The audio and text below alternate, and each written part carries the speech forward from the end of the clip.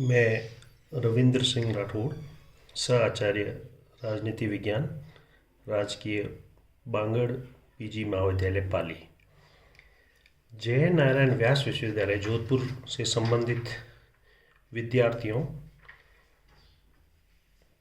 यदि वो राजनीति विज्ञान विषय क्षेत्र या विषय लेते हैं तो उनके पहला पेपर है इंटरनेशनल रिलेशन, अंतर्राष्ट्रीय संबंध।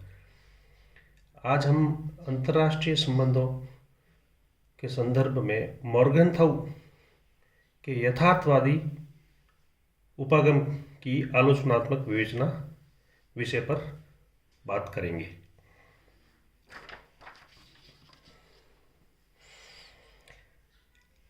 ज़्यादातर एग्ज़ाम में मॉर्गनथाउ के यथार्थवादी उपागम की आलोचना पर प्रश्न बनता है, तो उस संदर्भ में हम बात करेंगे तो कहेंगे अंतर्राष्ट्रीय राजनीति प्रत्येक राजनीति की भांति शक्ति के लिए संघर्ष है। ये मॉर्गनथाउ का प्रसिद्ध कथन है। मॉर्गनथाउ राजनीतिक यथार्थवाद के प्रमुख प्रवर्तक है और इस संबंध में उनके विचार उनकी पुस्तक पॉलिटिक्स अमॉन्ग नेशंस में मिलते हैं।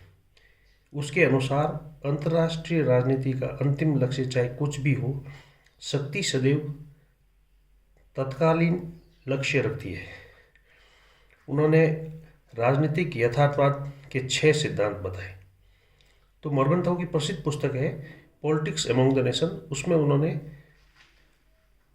यथार्थवादी उपागम के संदर्भ में लिखा है। उनके अनुसार शक्ति सदैव ही अंतर्राष्ट्रीय संबंधों के निर्धारण में महत्वपूर्ण स्थिति में रहती है और इसके लिए राजनीतिक यथार्थवाद के जो 6 सिद्धांत बताए, उसमें पहला है राजनीति पर प्रभाव डालने वाले सभी नियमों की जड़ मानव प्रकृति में निहित है। मॉर्गनथाउ के अनुसार सामान्य समाज की शांति राजनीति भी मानव प्रकृति में निहित नियमों द्वारा निर्धारित होती है।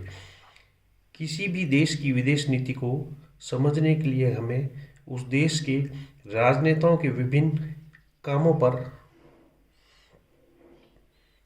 दृष्टि डालनी चाहिए और उनका विश्लेषण करके ये पता लगाना चाहिए कि उनके कार्यों के पीछे राजनीतिज्ञों के क्या उद्देश्य रहे हुए। दूसरा टॉपिक है राष्ट्रीय हितों को राजनीति के रूप में प्रवेश किया जा सकता है। प्रत्येक राष्ट्र अपनी शक्ति और प्रभाव को बढ़ाने का प्रयत्न करती है, यही उनका राष्ट्रीय हित है।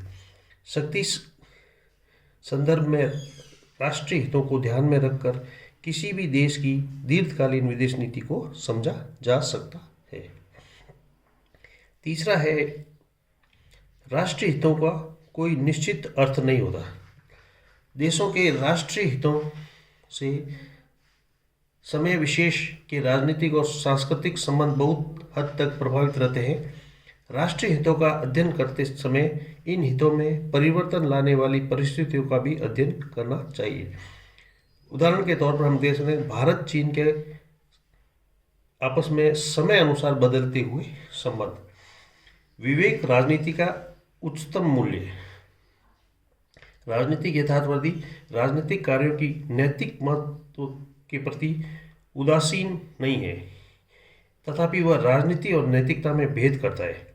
उसका आग्रह है कि राष्ट्र के नैतिक सिद्धांतों का पालन विवेक और कार्य के संभावित परिणामों को ध्यान में रखकर करना चाहिए।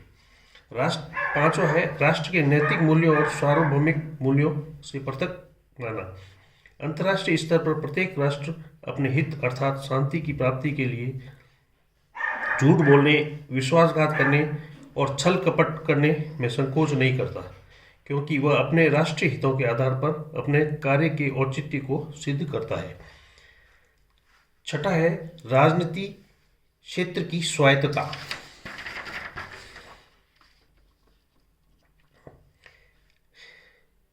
जिस प्रकार अर्थशास्त्री धन नामक स्वार्थ को लेकर विचार करता है, विधेयता कार्य की वैधानिक नियमों से के अनुरूपता का विचार करता है, उसी प्रकार राजनीतिक यथार्थवादी शक्ति नामक स्वार्थ को लेकर विचार करता है। ऐसा न करने पर राजनीतिक क्षेत्र की स्वायत्तता समाप्त हो जाने का डर है।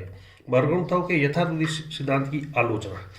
मॉर्गनथाउ के सिद्धांत न तो वास्तविकता से मेल खाते हैं न ही अपने आप से। ये रॉबर्ट टकन का विचार है। कई आलोचकों ने मॉर्गनथाउ के सिद्धांत की आलोचना की है। एक पक्षीय अध्ययन मानते हैं कुछ लोग इसको। मॉर्गनथाउ अंतर्राष्ट्रीय राजनीति के केवल एक पक्ष संघर्ष का ही अध्ययन करते हैं। अंतर्राष्ट्रीय राजनीति में विभिन्न राष्ट्रों के बीच संघर्ष है, परंतु उनमें सहयोग भी है। दूसरी इस बात की आलोचना होती है कि शक्ति पर अत्यधिक बल दिया है मॉर्गनथाउ ने शक्ति पर अत्यधिक बल दिया है। शक्ति अंतर्राष्ट्रीय राजनीति के अध्ययन का एक आधार हो सकती है, पर उसे एकमात्र आधार की संज्ञा नहीं दी जा सकती। अतिशयोक्तिपूर्ण विचार भी मानते हैं गुण।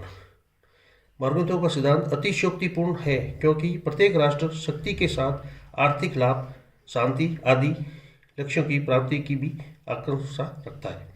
निष्कर्ष के तौर पर हम कह सकते हैं कि मॉर्गनथाउ का यथार्थवादी सिद्धांत अंतर्राष्ट्रीय राजनीति में महत्वपूर्ण स्थान रखता है। यद्यपि अंतर्राष्ट्रीय राजनीति में सहयोग है, तथापि उसमें संघर्ष भी विद्यमान और रहेगा। Thank you.